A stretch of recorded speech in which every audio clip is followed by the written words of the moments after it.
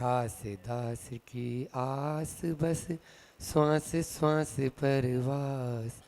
Parse करो मत दास को उदासता का दास। ना तो सुर सुख चाहता शिव सुख की ना चाह। तब तुति सरवर में सदा होवे मम अवेगा। मूलनायक चिंतामणि पारसनाथ भगवान की आवाज में दम नहीं है। परम उपकारी संत शिरोमणि आचार्य गुरु और विद्यासागर जी मामुनि राज की पहले ही बोल लिया को। पंच कल्याण प्रतिष्ठा महामहोत्सव की परम पूज्य मुनि श्री 108 दुर्लभ सागर जी महाराज की।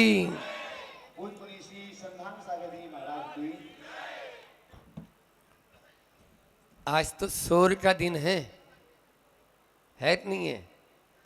अब इतने शोर में, शोर के मतलब दो होते हैं, एक वो शोर सूतक भी होते हैं। तो तीर्थंकरों के यहाँ तो शोर सूतक होती नहीं है, लेकिन आप लोग शोर मचा रहे थे अभी। तो उस शोर में हमारे जैसे अदने से आवाज, कैसे आवाज सुनोगे? हमारी आवाज कोई सुन पाएगा शोर में? नहीं सुन पाएंगे ना।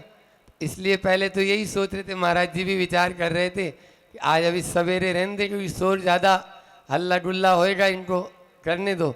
मैंने बोला हल्ला गुल्ला में ही तो हमारे गुरुजी कहते हैं मनोरंजन ही मनोरंजन में थोड़ा सा अध्यात्म अपन पी लें तो अपना जीवन सार्थक हो जाएगा।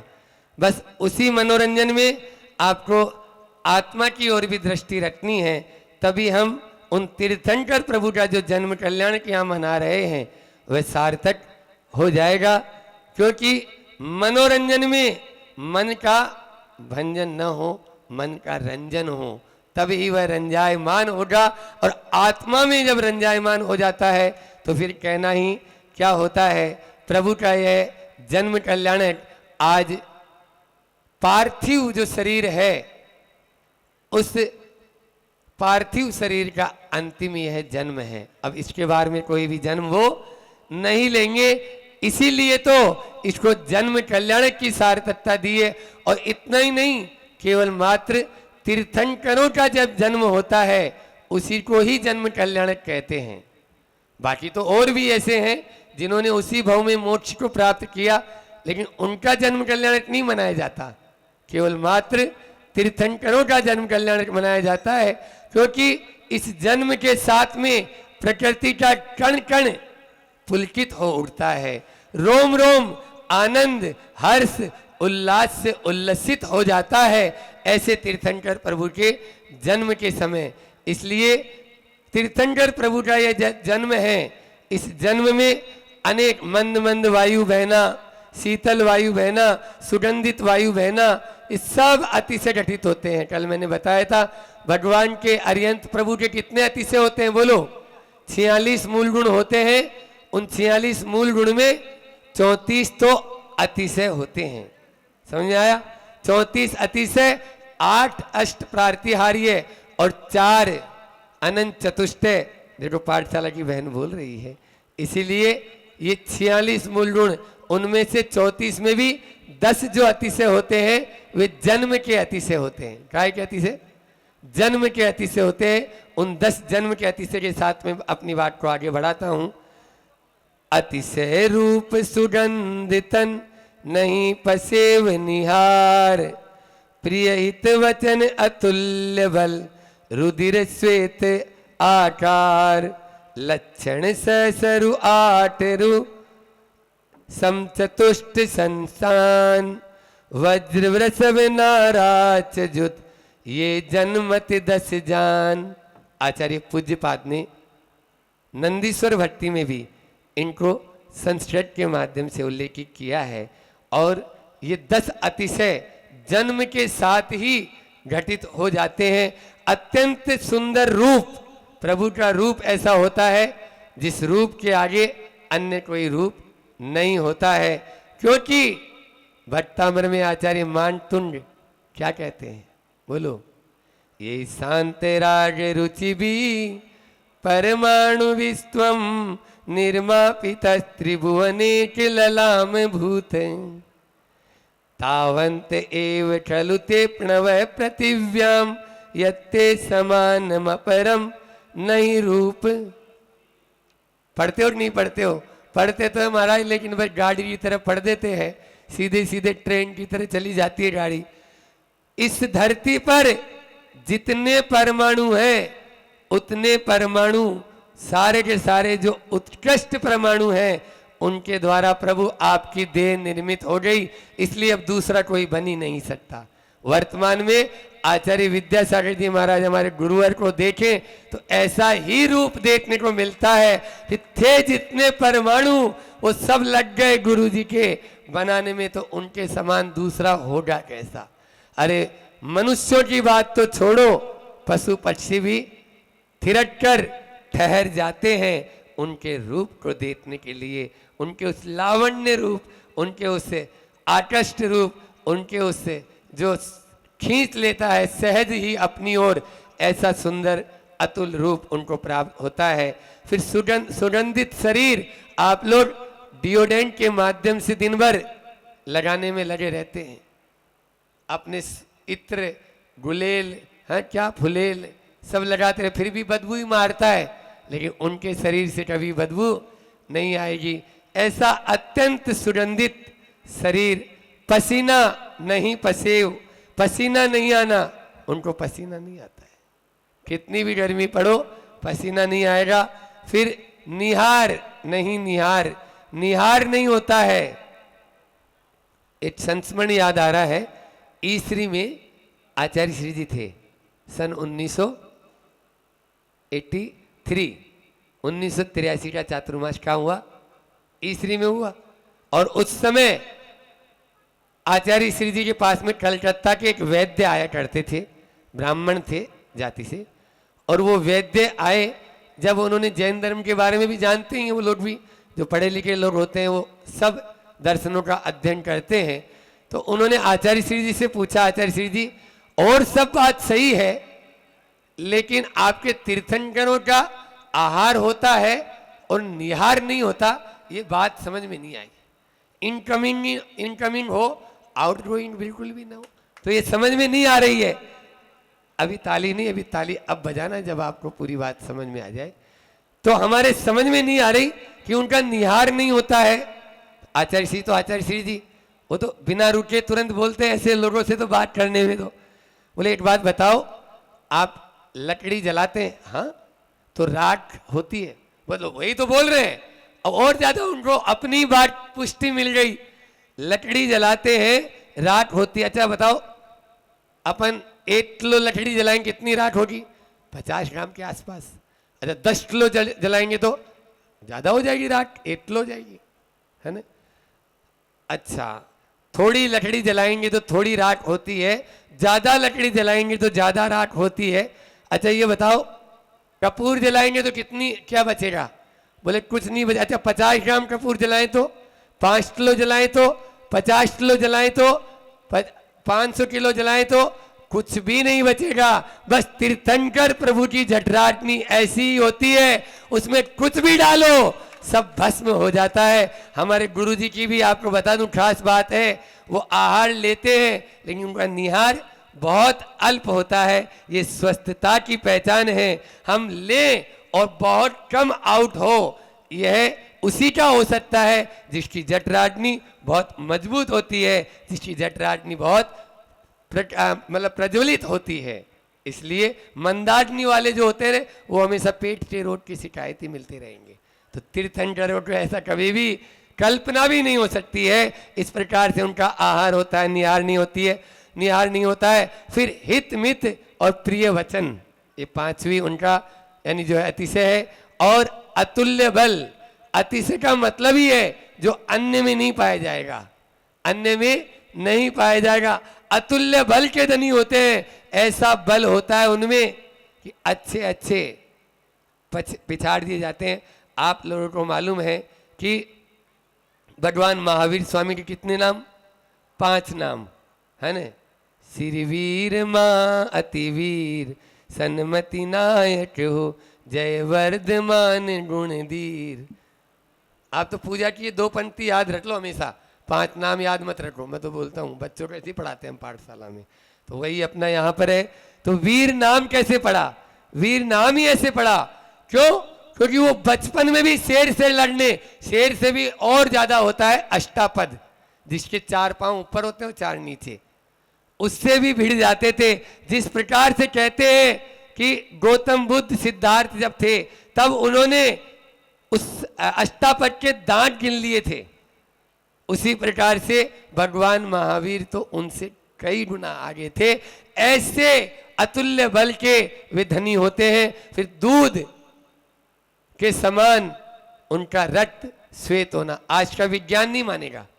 इधर दीदी लोग भी बैठी हुई है, डॉक्टर साहब, आज का विज्ञान कहता है ये हो ही नहीं सकता कि पूरी की पूरी बॉडी में उनका दूध श्वेत। हालांकि दीदी तो, नीलम दीदी तो पूरी छाइट सब में दृष्टि बोलेंगे तो श्रद्धा है उनको, तो इसलिए उनकी बात नहीं, लेकिन वर्तमान में जो आज आपको पढ़ाया जा रहा है उसके माध्यम से हम भटक जाते हैं, हमारा श्रद्धान नहीं हो पाता है। लेकिन बंधुओं, जब एक बालक किसी की कोख में, एक माँ की कोख में आता है और प्रकृति उसे 2 कटोरे दूध दे देती है, उसके आंचल में 2 कटोरे दूध उमड़ आ जाता है। जब एक बालक के प्रति किसी का वात्सल्य, करुणा, ममता ऐसी हो तो उसके लिए 2 कटोरे दूध आ जाता है। तो मानते हो कि नहीं मानते हो? ये भी नहीं मानते हो? मानते हैं। तो जिसका रोम रोम, जिसका चराचर पदार्थों के प्रति समर्पित हो, प्रेम, वात्सल्य, करुणा उनके रोम रोम से झरे, तो उनके सारे शरीर में लाल रक्त की जगह श्वेत रक्त हो जाए तो इसमें क्या अतिशय है? कोई अतिशय नहीं है। इसलिए उनका जो दूध है, उनका जो रक्त है, वो दूध के समान श्वेत होता है। और फिर ये तो आप जानते ही हैं, तीर्थंकर का जब रूप अत्यंत सुंदर है तो सम चतुर संस्थान उनका होता है, और वज्र वृषभ नाराज सैनन के वो धारी होते हैं। इसी प्रकार से अंतिम है 10वां, 1008 लक्षणों से युक्त होते हैं, 900 व्यंजन होते हैं, तिल मसा आदि ये व्यंजन है, और शंख गदा आदि ये जो है लक्षण है। ऐसे लांछन 108 और 900, 1008 शुभ लक्षणों, अशुभ नहीं, अशुभ भी होते हैं, गिरगिट आदि जो छिपकली आदि ये भी। तो ये अशुभ जो नाभि के नीचे होते हैं वो अशुभ चिन्हों में भी आ जाते हैं। अशुभ कोई भी चिन्ह उनके नहीं होते, शुभ, और वो भी सुंदर। ऐसे नहीं कि आप लोग टेटो वेटो बना लेते हो ना, क्या बनाते हो आजकल? टेटू ही बोलते हैं ना, हाँ। तो एक भद्दे जैसे लगने लगते हैं, ऐसा नहीं होता है। आचार्य श्री जी के आप देखो अनेकों स्थानों पर शुभ लांछन है, लेकिन क्या वो आपको दिखते हैं? गौर से देखोगे तब तो आपको दिखेंगे, अन्यथा देखते रह जाओगे। इस प्रकार से ये आपको 10 हमने अतिशय बताए, इनके द्वारा प्रकृति भी अपने आप में प्रमुदित हो जाती है निश्चित रूप से। अभी यहाँ पर आप लोग यहाँ से जन्माभिषेक के लिए निकलेंगे, जन्माभिषेक का जुलूस निकलेगा, बहुत ही ऐसा जुलूस निकले जो भूतों ने भविष्यति। अभी गर्भ आपका घट यात्रा के दिन जो जुलूस निकला था उससे भी 21 काम होना चाहिए, 19 नहीं होना चाहिए, और हुआ भी है। बाहर में बहुत अच्छे से आप लोग तैयारी कर रहे हैं। बालक जब सुमेरु पर्वत पर लेकर जाकर सौधर्म इंद्र, अब ये पूरी प्रक्रिया तो आपको बता दी होगी कि किस प्रकार से अयोध्या नगरी में जैसे ही तीर्थंकर प्रभु का जन्म होता है, वही घंटा, भेरी, शंखनाद और वाद्य यंत्रों के द्वारा चारों निकायों को देवों को पता लग जाता है। और 7 प्रकार की जो देव सेना होती है, उस देव सेना के साथ में यहाँ पर हाथी, घोड़ा, रथ, पियादे, गंधर्व, बैल और नर्तकी, ये 7 प्रकार की देव सेना है। इसके माध्यम से वे यहाँ अपने सौधर्म इंद्र पूरे परिवार के साथ, परिकर के साथ में यहाँ आता है और 3 परिक्रमा लगाता है। उसके बाद में ऐरावत हाथी पर बैठकर वह पांडुट शिला जो ईशान कोण में बनी होती है, उसी पांडुट शिला पर विराजमान करके 1008 कलशों द्वारा वह अभिषेक करेगा। यहाँ पर भी कलश कितने बड़े होते हैं? बोलो, अभी भजन में पढ़ते नहीं ये लोग, वसुयोजन गहराई वाले, चमुयोजन चौड़ाई वाले, 4 कोस यानी 1 योजन, 4 कोस मुख के कलश, आज प्रभु नवन करेंगे, अमृत से गगरी भरो, है ना।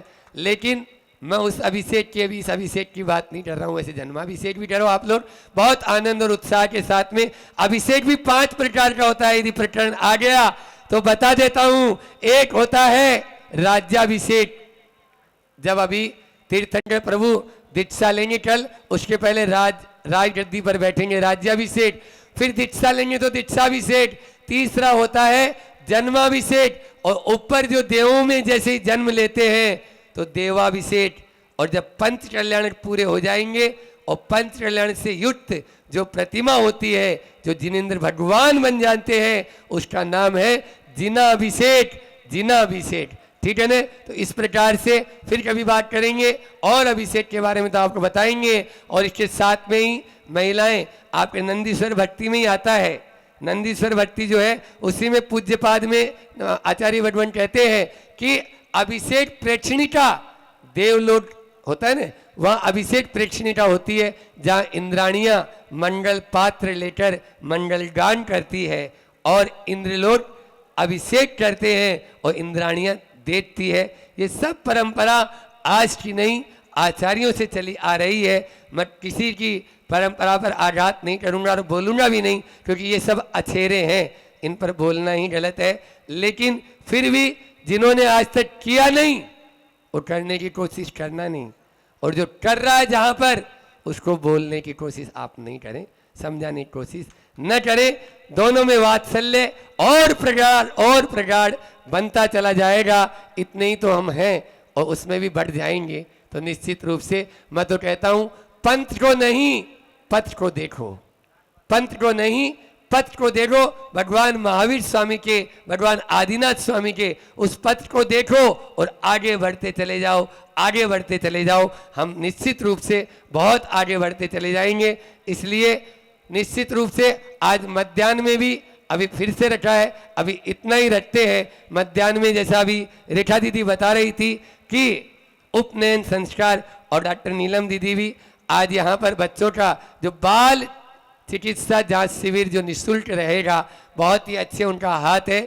आज भगवान के जन्म कल्याण के अवसर पर ये दोनों कार्य बहुत ही अच्छे पावन कार्य हैं, जनता की सेवा के लिए है, और सबसे बड़ा धर्म सेवा ही है। इसलिए सेवा के माध्यम से हम आगे बढ़ते चले जाएं। दोपहर में आपको फिर और बताएंगे कि तीर्थंकर माता ने जिस संतान को जन्म दिया है, वैसी संतान हम कैसे जन्म दे सकते हैं, इसके बारे में, या अपना जन्मदिन हम कैसे मनाएं, ये भी आपको सब दोपहर में सुनने को मिलेगा।